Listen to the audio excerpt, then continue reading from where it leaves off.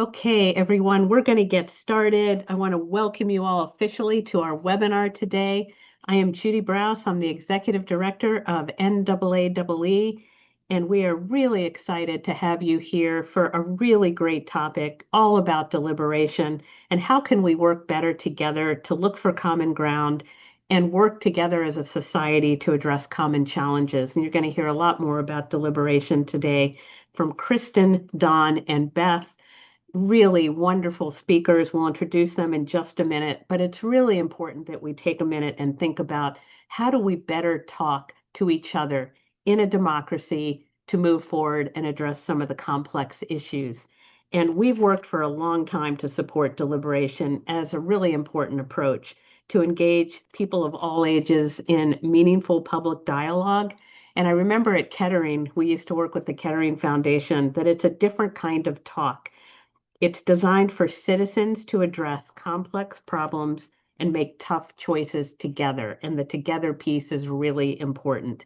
And it builds civic skills and helps people take a decision-making approach that really centers on weighing the costs, the consequences, the trade-offs of all the options that we have as a society. So I know when we have done forums, people will come into a forum and they're thinking about, what do I think? And they leave thinking about, this is what we think. It's more of from a me to a we and a better understanding of the choices and the trade-offs. So really excited about this topic and about our team today. And thank you all for sending in your questions. We'll get to as many of those as our panelists can address. Please add questions in the chat as we go along. This is a webinar. Everybody is muted, but you can talk to us through the chat. And for those of you who might be new to NIIE's webinar series, it's all about bringing new ideas, speakers, insights, thinking to our field and beyond. We really want to keep pushing the envelope and do better and more effective work. And a big thank you to all our affiliates for helping to support this webinar and all they do to advance environmental education and environmental literacy across North America. If you aren't a member of your affiliate, please look them up and join. It's a way to get really in touch with what's happening in your region and state and province. And I also want to thank EE360 Plus and the US EPA for the support of this webinar series. And all of this is on the website if you want to find out more about EE360. And throughout, as I mentioned, please type your questions in. If you need help with closed captioning, you've got 31 choices of languages that you can choose from. So the chat is on your toolbar, the captions are on your toolbar, and you can pick from 31 different languages if you need help. I know we can talk quickly sometimes. Um, and before I thank Anne, everybody will get a copy of the slides and the recording. So don't worry about taking notes. You'll get it all after the session. And Anne, I do really want to give you a giant thank you for all you do to help support the webinar and for all you do to support FAAE. We are thrilled you are on the team. Anne is our Director of Conservation Leadership and International Programs. And now I am so excited that I'm going to introduce Kristen and turn it over to Kristen, who will introduce our other panelists. I first met Kristen, and we do have three wonderful, wonderful speakers. I first met Kristen when we were doing work in Cuba with the Kettering Foundation, and we were down there talking about civic engagement and deliberation as a way to address environmental and social challenges. And Kristen is the executive director of the National Issue Forum Institute. It's a nonprofit, nonpartisan organization dedicated to equipping and empowering and mobilizing people to use deliberation to take action for public good. And throughout her whole career, she has focused on helping communities and helping to support our democracy by building partnerships and designing programs that strengthen the actual civic infrastructure that help us talk, decide, and act together. Before joining NIF, she served as the executive director of the David Matthews Center for Civic Life in Alabama, and she also founded the Southern Deliberative Democracy Network, and she is a former associate with the Kettering Foundation. So, Kristen, thank you so much for being here. We are thrilled to have you and the team here, and we look forward to a great discussion. Thank you so much, Judy and Anne, for having us here. We're really thrilled and excited to spend part of the afternoon with you all and everyone who has joined us today. It has been an honor knowing you for several years and getting the opportunity to learn more about the wonderful work of NAAEE. And I'm just thrilled that this partnership is happening and we're able to spend this time together today. I'm very honored to be joined today by my wonderful colleague, Dawn Harfman, who's the program manager for National Issues Forums Institute, and the incredible Dr. Elizabeth Corey, who's the professor in the practice of youth education and peace building in the Candler School of Theology at Emory University. Both of them will get the chance to introduce themselves more fully and share a bit more about their background. As Judy mentioned, gave a little bit about my background. I've had the joy and privilege of working in deliberative democracy and helping communities of all shapes and sizes, as well as K-12 schools and college campuses, use deliberation to talk with one another and not at each other, and to engage in meaningful problem solving in their communities, on their campuses, and in their classrooms. I was honored to do this at the state and local level through the David Matthews Center for Civic Life in Alabama, and now doing this work with National Issues Forums Institute. It's an honor and privilege to get to work with so many wonderful groups across the country who are doing that work. And I'm excited for you to hear when Dr. Corey speaks about what some of that work looks like. So today, to get us started, we have a poll to learn more about your familiarity with deliberative dialogue before we jump in and share a little bit more about who we are and what we do. So we'll take just a minute.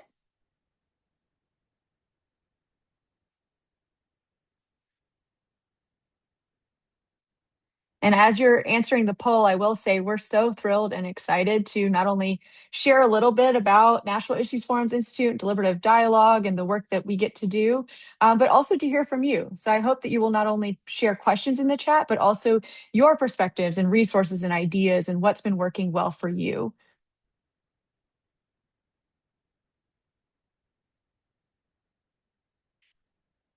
All right, Anne, whenever you're ready, I think we can see the nice.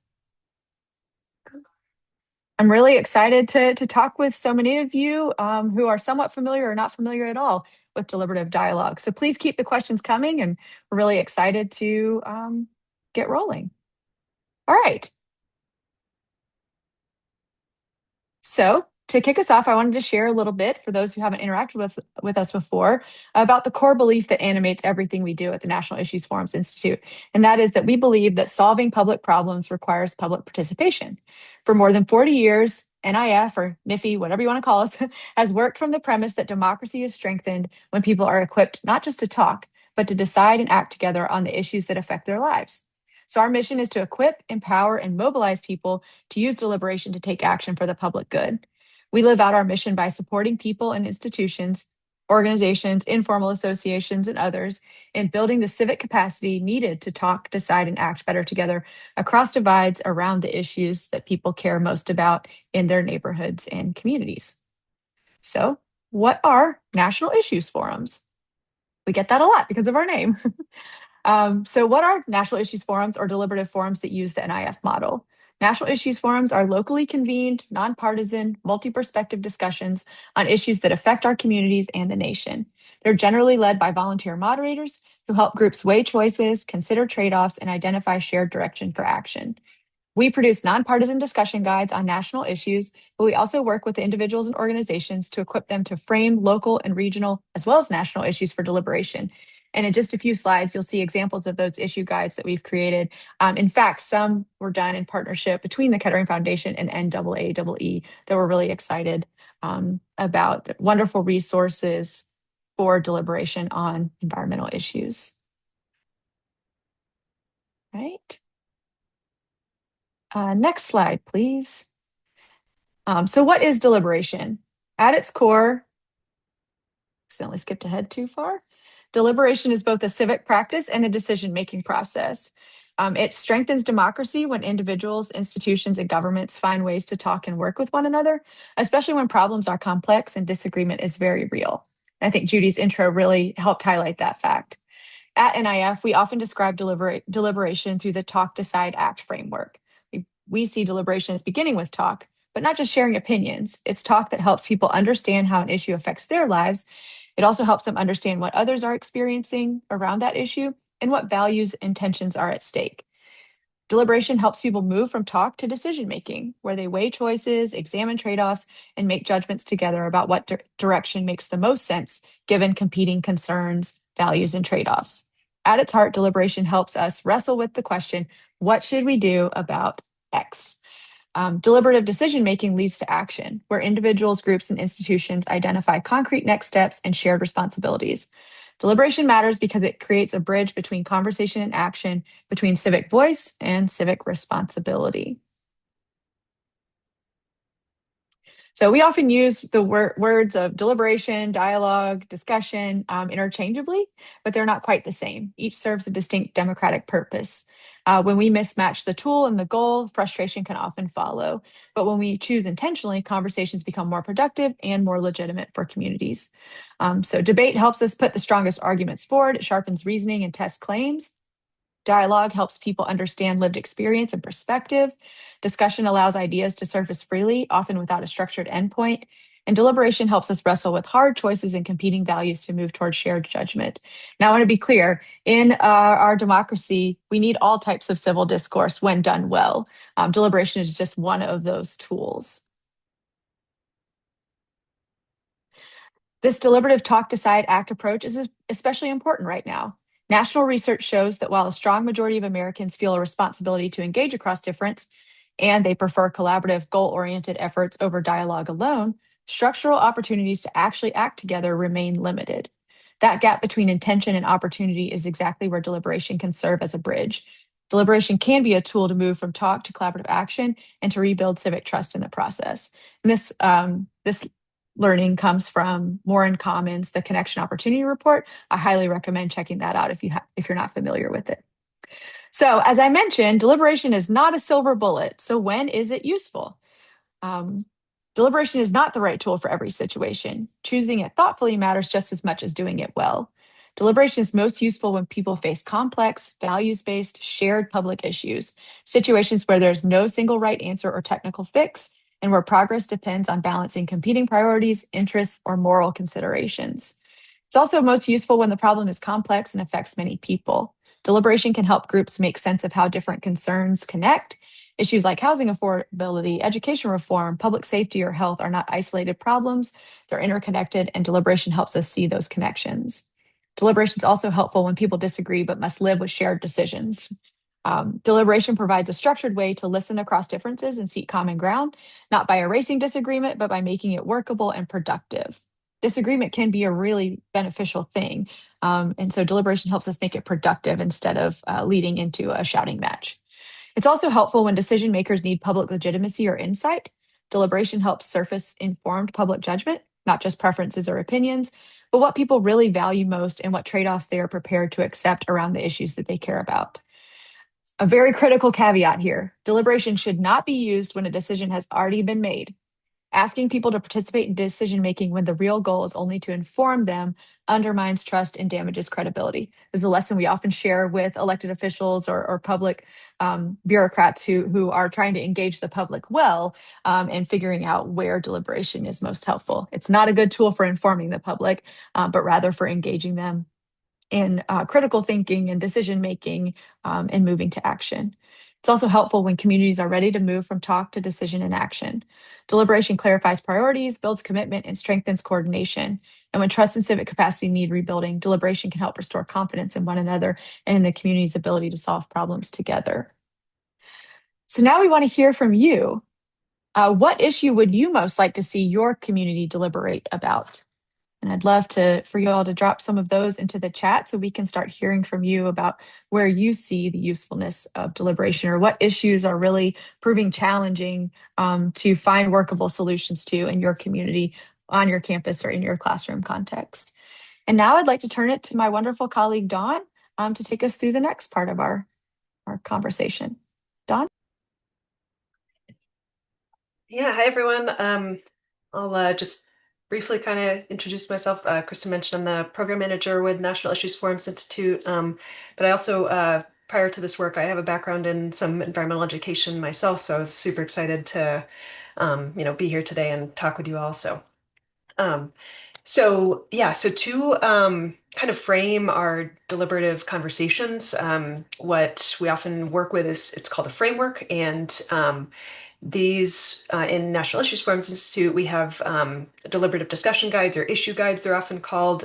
We have them listed on our website, and we're always, collecting new ideas for more issue guides and working with partners to frame different issues. So that's always an opportunity too. We do have some here kind of shown here that are related to environmental issues, and like Krista mentioned, one that was collaboratively framed with the Kettering Foundation and NAAE. So that was our climate choices discussion guide. So please feel free to check those out.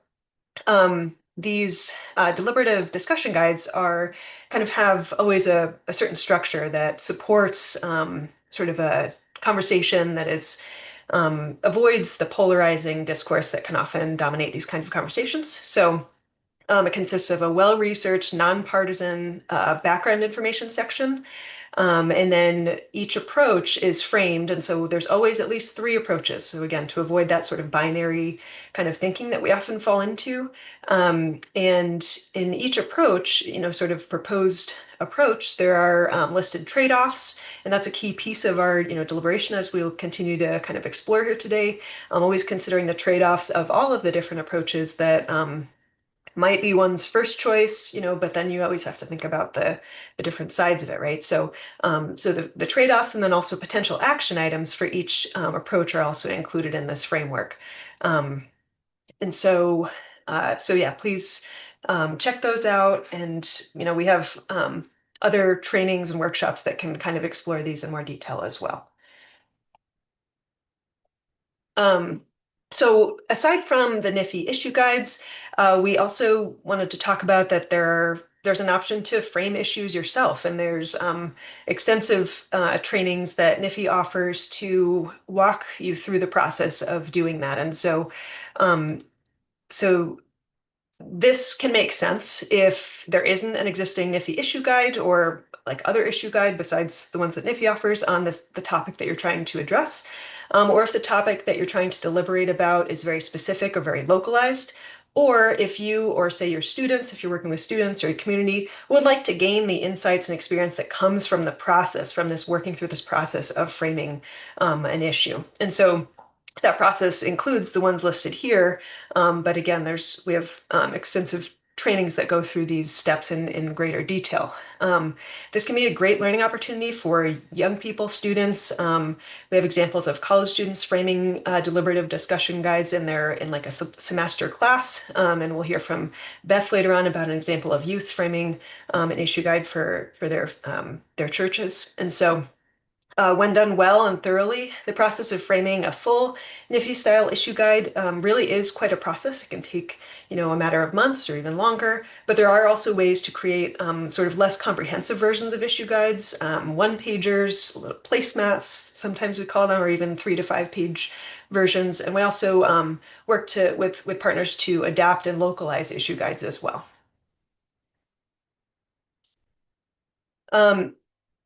We also wanted to talk about the fact that whether you frame your own issue guide or use an existing one, you can choose to approach a deliberative process with sort of a community-determined talk-to-action approach. If that's your goal, if your goal is action, we often talk about these as talk-to-action initiatives. And these processes move through organizing, convening a team of co-leaders, and then convening participants from the broader public. Moving through the steps of community, like actually holding the community conversations, and then action planning, and then actually people taking action on the issues they identified.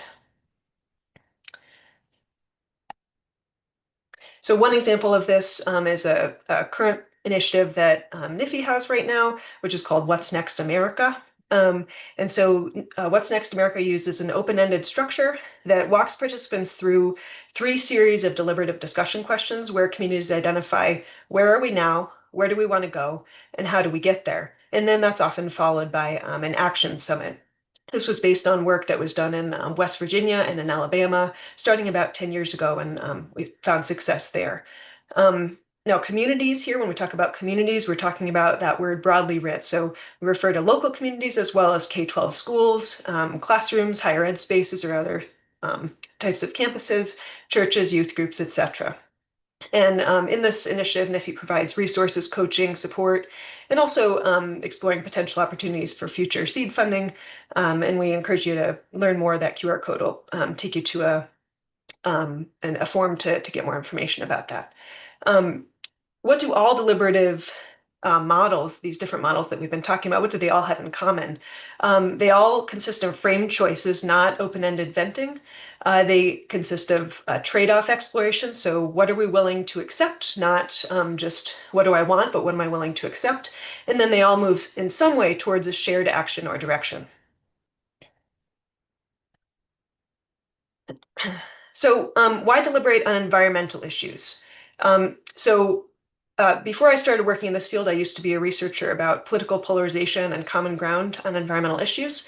One of the things I learned is that about environmental issues is that while some have become highly polarized, there are also a lot of areas where people across the board actually care about some basic aspects of ecosystem integrity, environmental health, particularly when it concerns places where they live.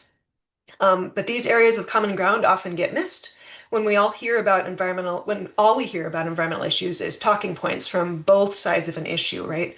So when people actually talk to each other, that's where areas of common ground, common concern get surfaced, where trust can be built, and where I believe there's opportunity to make a great deal of progress with ensuring the well-being of social and ecological systems. So deliberation allows people to have these conversations in a structured design a structure specifically designed to avoid these polarizing narratives and to encourage creative problem solving that addresses common concerns and acknowledges the values underlying people's environmental perspectives. So with that, I'm actually going to turn to the wonderful Elizabeth Corey, and she'll talk to us about some of the work that she's done doing this exact work. So. Great. Thank you, Dawn. Thank you, Kristen. Thank you, Judy and Amy, Judy and Anne. I'm glad to be here. I'm going to talk briefly about a project I've been working on for the past year and a half. It kind of falls in the make your own issue guide camp. The project is called Youth-Centered Deliberative Dialogue, Motivating Intergenerational Faith-Based Action to Address Climate Change.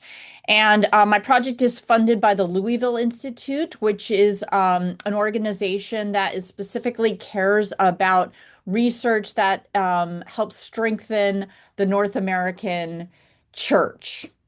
And so my project works specifically in Christian churches in the Atlanta area, but it is not something that it is something that can be easily adapted to other contexts.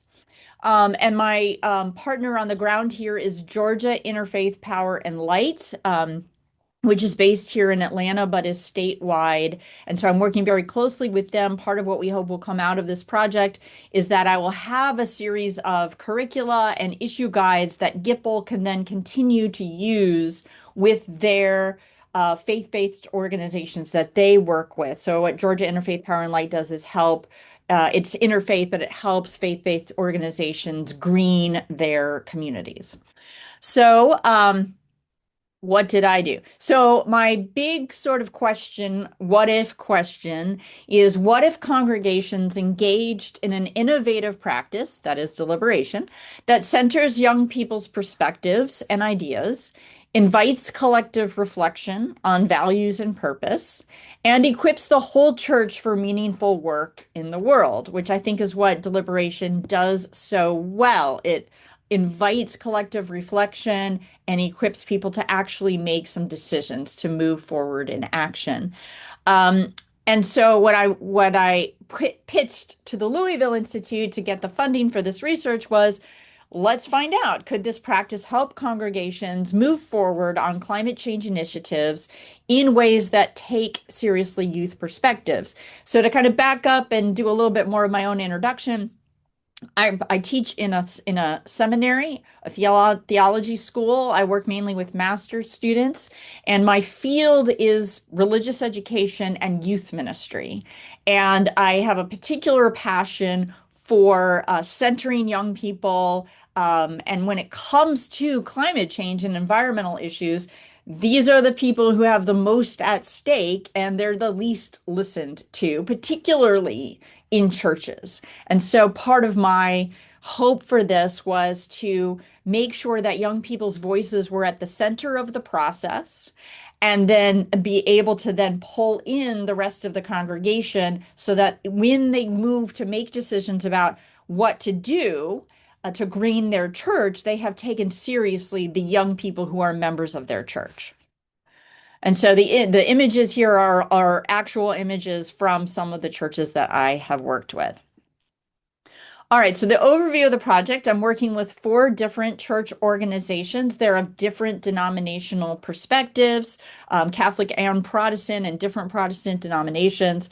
I begin with a partnership primarily with the youth ministry staff because those are the gatekeepers and those are the people with whom I work most closely to work with the youth that they work with on the ground. But I must be in close communication with the senior pastoral staff, the head pastor or priest, because at the end of the day, if the youth come up with ideas they want to do, it has to be decisions that will indeed be taken seriously. So you have to have the buy-in of the senior leadership of the church. There's 2 parts to it.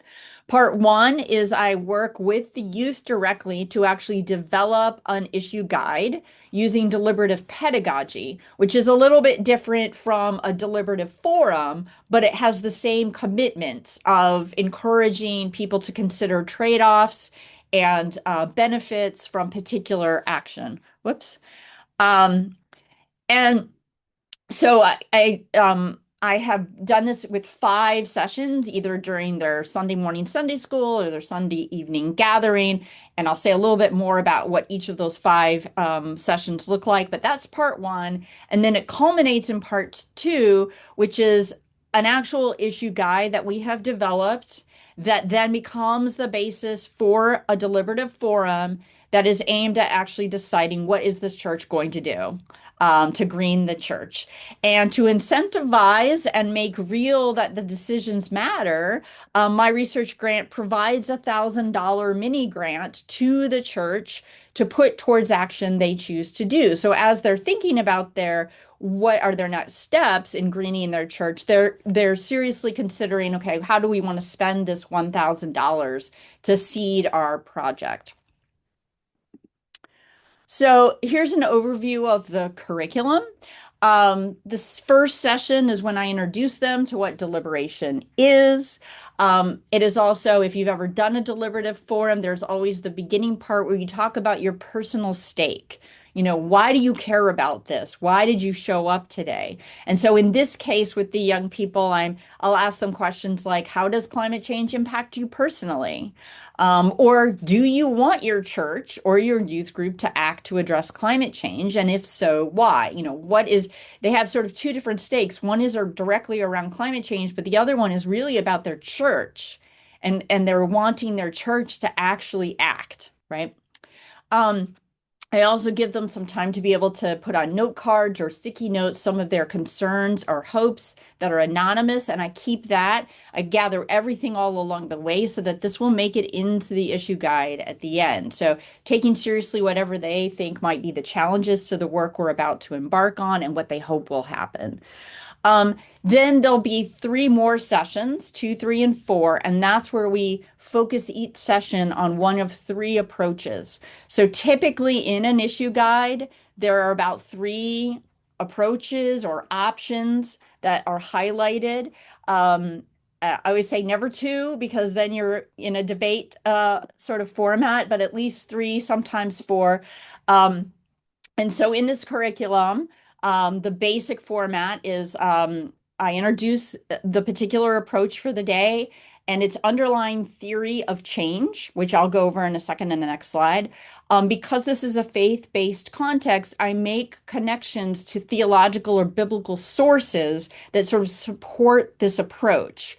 And this is also helpful because in the churches that I'm working with, in the churches that I'm working with, their denominations will have already made public statements about creation care, climate change. So if you, for example, I'm working with the Archdiocese of Atlanta in the Roman Catholic Church, and we're going to use Laudato Si, which is the papal encyclical about creation care, right? But other denominations have. So I make those connections so that they understand and learn that, yeah, their church already supports this. Then somebody from GIPL will talk about the specific kinds of actions that are related to that particular approach. And then we introduce the idea of talking about what are some of the challenges if you did this action? What are some of the benefits for pursuing it? And then we usually do breakout into small groups or other ways of doing this pedagogically, depending on the size of the group, where they might go into depth thinking about one or more of these specific actions so that they can really think about the challenges or drawbacks and benefits of that action. And they're writing all of this down on sticky notes and note cards. And I'm collecting all of that all along the way because it's going to go into the final issue guide. So after those 3 sessions, we then have the concluding session where we review all of the 3 approaches.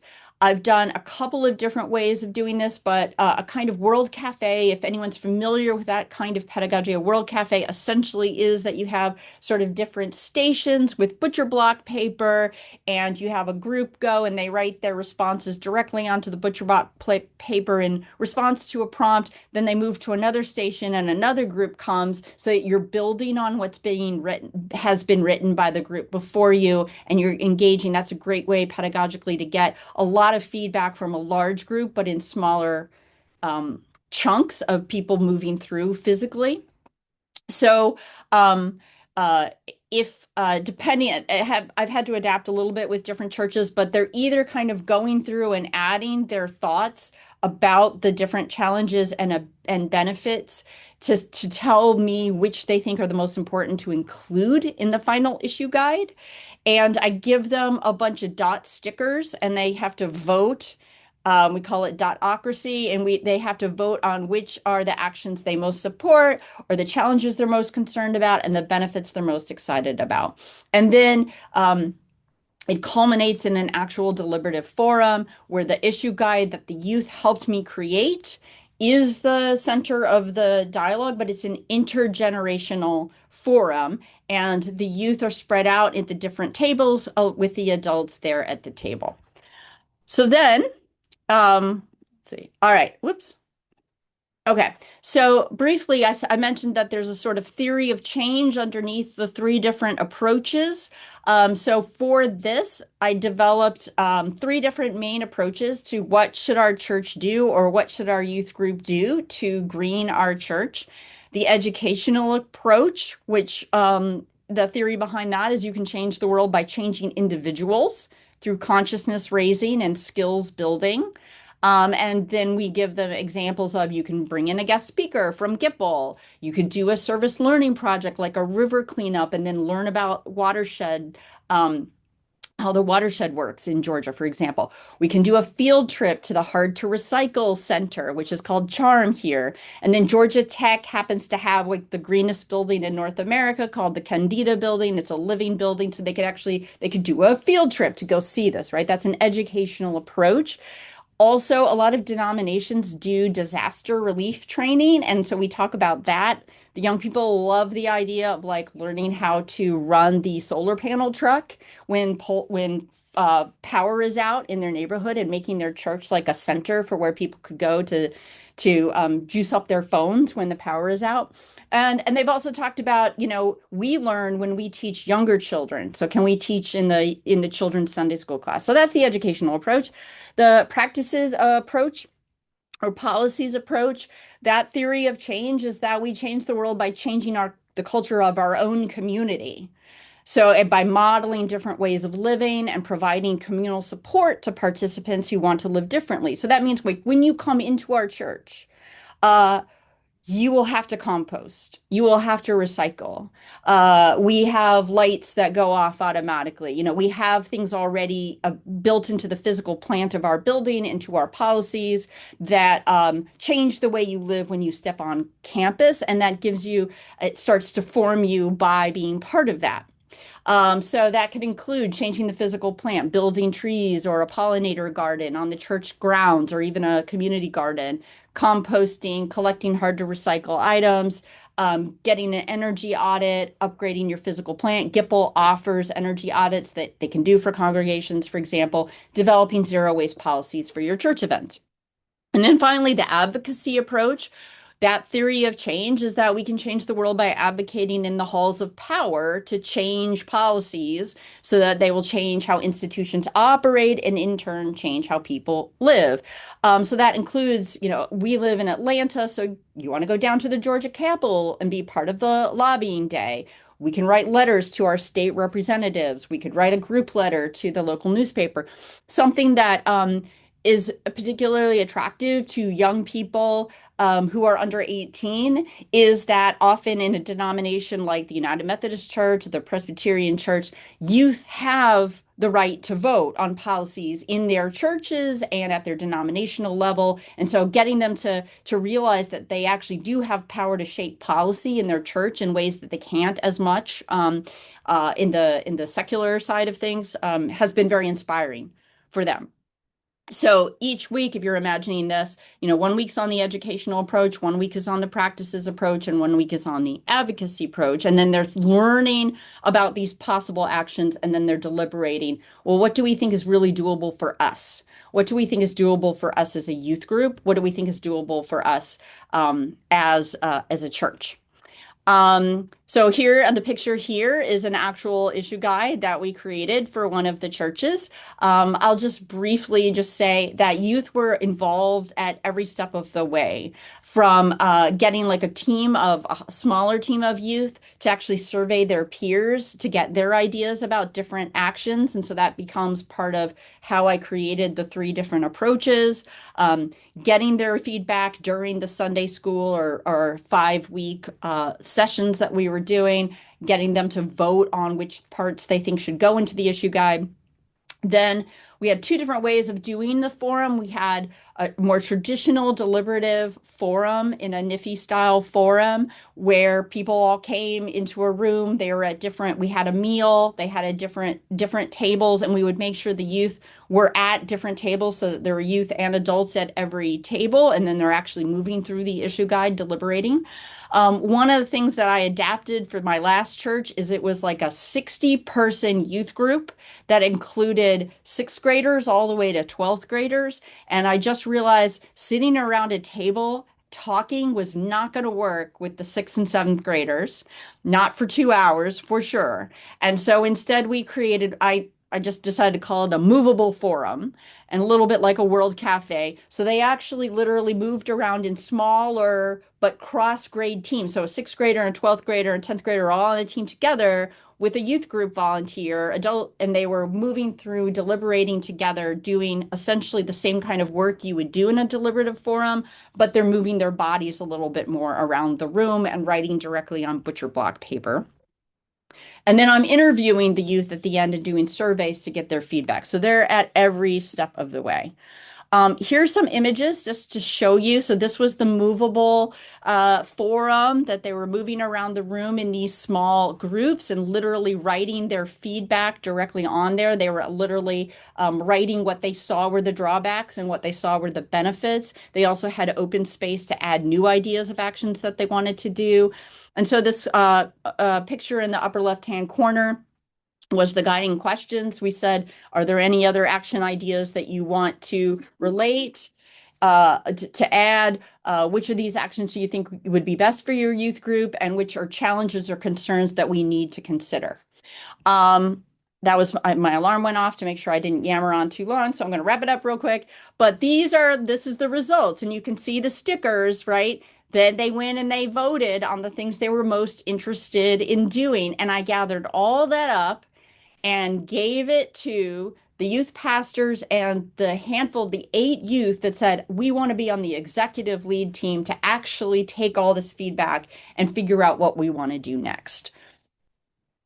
So yes, a few pedagogical insights then is that this is a really effective way of introducing a bunch of different ways of engaging in greening your community in a pretty quick way. And then, whoops.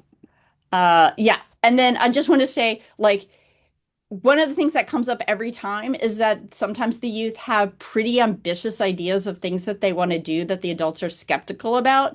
But the way deliberation actually works is that the youth end up moderating their own ambitious ideas once they have to actually think through what the drawbacks and challenges are. Like, for instance, they want a frog pond or a chicken coop. Those are some of the ones that they had to deliver.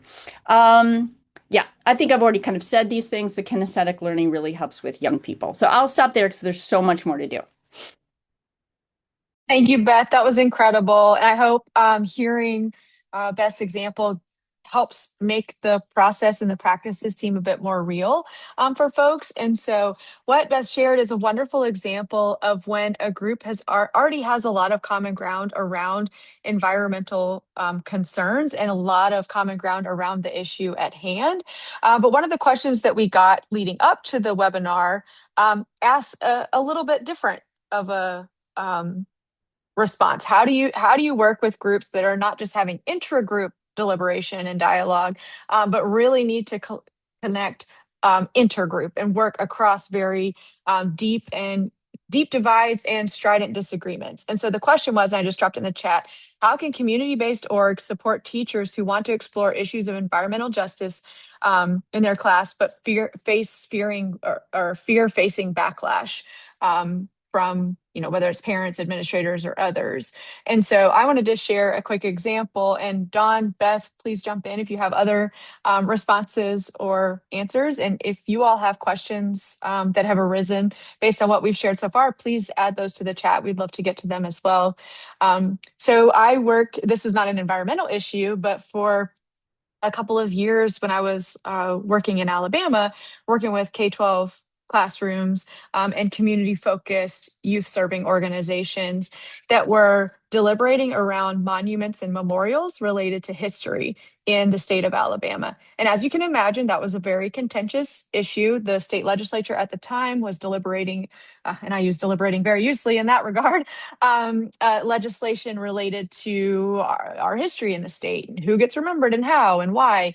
And so it was a really important issue for young people and adults to weigh in on, but there was a lot of fear about facing backlash from teachers.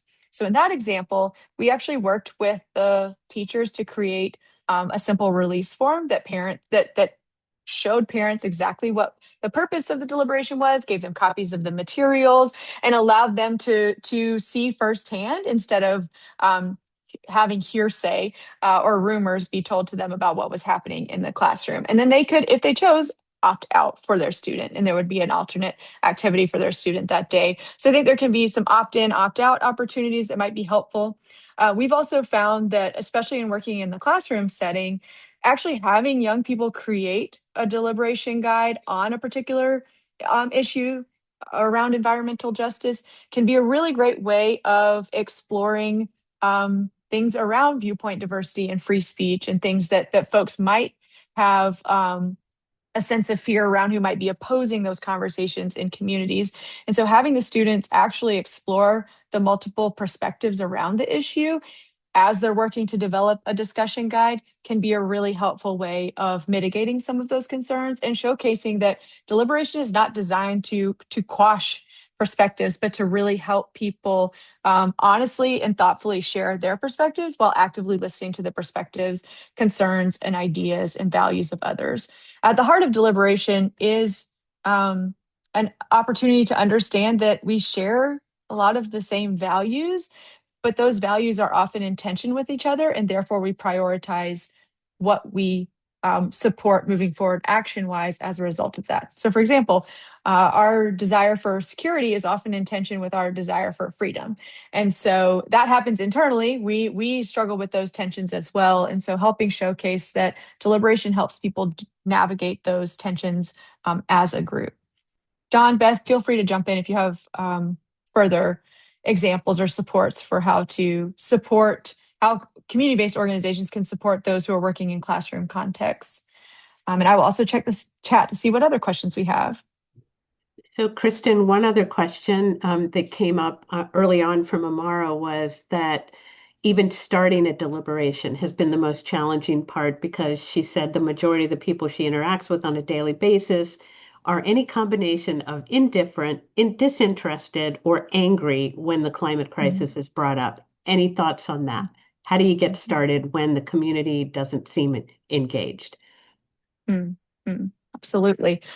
Sometimes it's easier to start this conversation with what we might call an affinity group.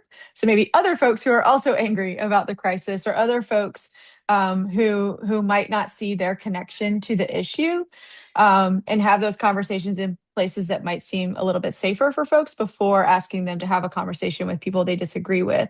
But more than that, in actually starting a deliberative conversation, when you have people sitting around together around a table or in a room, the first question we ask folks is, what makes this issue real for you, or for your community? And that really helps with the apathy part as well, because no one wants to take action around an issue they don't see as affecting their lives, or if they feel helpless and hopeless about it. So I think it's both and. The apathy can be both, I don't see how this affects my life, but it can also be, I've given up because I don't see how I have the power to change anything or do anything, or my voice has been ignored or pushed to the side. And so starting off by having folks share what makes the issue real for them, or if they're not feeling like, divulging their personal connection to the issue, what makes it real for their neighborhood or for their town, for their school, can be a good start for that. Beth, do you have any thoughts to add to that or additional examples? Awesome. I mean, I will say, like, sometimes with young people, asking them about their personal stake, it does take a little bit of prodding, but sometimes it's just like, I I mean, this will tell you something about the context in which one of the churches I'm working, but they'll say, like, there was no snow when we went skiing, and I want there to be snow. So sometimes you just have to start there. Like that, it impacts me personally because I want to see snow when I'm 40. Mhm. Yeah, for kids in the deep south, like in Atlanta, seeing snow is very rare. So that is a serious thing. Absolutely. Judy, are there other questions in the comments that we should get to? Yes, there was Before time. another question from, I'm trying to remember, I think it was Kate, who wanted to know the ideal age of children to use the deliberation style with, because she teaches kids as young as 2 through 5th grade. What do you think, and what has been your experience? Absolutely. So Beth, I think this question is tailor-made for you, and then I'll add in any additional thoughts if you'd like. Yeah, I mean, as I was starting to allude to, the real traditional idea of sitting around a table and looking at a printed issue guide works best with high school age, and even more upper, like 16, 17, 18, like that. But so I've only worked with as young as 6th grade, and I would say it was a challenge. But I think it depends on the 6th grader. But I think my instinct is, if they are capable of being able to say what they like and don't like and why, you can adapt it for that level. Like, would you like to do this? Or like, why, what is it why do you care about, um, that we have a bee, that bees can come and come to flowers on our ground, right? So I think you can adapt it. The idea of sitting around and really deciding on making decisions for what, an entire community can do, not so much. But yeah, if they have the ability to just do that basic, like, I like this and this is why, or this matters to me and this is why, I think you could engage them on some level. What do you guys think? Absolutely. That's a great one. And I've gotten to do work with slightly younger elementary students, so like mid, third and fourth graders. And we're exploring opportunities for even kindergarten or first graders to participate. But that's very much a movable forum, as Beth described. So, for example, starting with asking students to talk about, and we'll lay out big sheets of construction paper or butcher paper and give them markers and crayons and things and ask them to draw out their community, like where they live, and share what are the things that they love and don't love about their community. And so some of the examples we would give would be about the environment that they're living in. And so you could lean into those aspects and have opportunities for the students to identify what they really love about where they are, as well as the things that they would like to see changed. And that's a good in to getting them talking about that. And then we like to ask them about their ideas. What would you like to see to make this a place you would want to live for a really long time? And for some of them, that's a year, because of the conceptions of time that young. But I think you can begin at a very young age, but it's more about very much breaking down the concepts and using opportunities to move around and to engage in that way. All right. We'll continue trying to answer some questions in the chat, and then I'm going to turn it to my colleague Dawn to talk through a few very initial helpful strategies for deliberative forums, and then highlighting a story from our friend Mandy Bailey, who was unable to join us today, but where you can continue reading more about her story of using deliberation in community contexts around environmental issues. And then I'll share a link to some recorded trainings on some of the facilitation skills, and we'll wrap up after that. So Dawn, take it away. All right. Yeah, thank you. I'm going to be very quick so that we can get to any more questions that might arise. But so we just wanted to talk a little bit about some kind of helpful tips about organizing deliberative forums. So this is just kind of the very beginning pieces of this, but I think in order to in order to save some time, I'm actually just going to move along to this slide. So Mandy Bailey, wonderful individual, was unable to attend due to a family emergency that arose. But I wanted to share, I was able to interview her and Beth actually last fall. And so I wanted to share a few insights from Mandy to kind of add to the conversation here today. So one of the pieces, so Mandy she supported organizing deliberative forums in Florida, where she's located, and these were on land use issues and water quality issues as well. And one of the things that she was able to talk about in her work was the importance of reducing sort of social and emotional barriers to entry for folks. So Mandy noticed that there was what she called an intimidating wall that people face when they enter into a deliberation sometimes. So she said, quote, often they think they have to have knowledge of XYZ before they can even enter, so they don't feel stupid in having these conversations. She said, so I think one of the beauties of deliberation in general, and one of the things that we really tried to drive home in our work, was the value that what you're bringing into the space, the value of that is your lived experience. Your lived experience is valuable. And so that's one of the things that we try to encourage people to consider when organizing and convening deliberations, and also when facilitating. And so in some of the trainings that Kristen's going to be linking to, that's part of what we try to highlight. So that was one piece that I wanted to share specifically. And also, Mandy, one of the things that she highlighted was to specifically invite people who have often had little to say, or not little to say, but had little say rather, in matters of environmental concern. So keep asking yourself, who's missing from this conversation? And then lastly, the last piece, so Mandy was describing to me previously her work in partnership with Community Voices and Informed Choices, a civic initiative that was a partnership also with the University of Florida and Florida Agricultural Mechanical University, FAMU, which is a historically Black college. And she shared with me, quote, communities that were very, very underserved that we had held forums in, there is that intimidation factor, and there's also a historical factor too. So their group held a forum in the only county in Florida that is predominantly African American, what she called the Black Belt of the Southeast, which has a history of cotton and other agricultural practices, and several participants in the forum had ancestors who had been enslaved. And so due to the region's history of slavery, and the stark racial inequities and injustices there, distrust existed among the Black community of institutions like the University of Florida. And so, on the other hand, many in that community did have personal or family ties to FAMU, the historically Black institution. So leaders connected with FAMU supported the efforts of Mandy and her colleagues to recruit participants from the Black community to deliberative forums.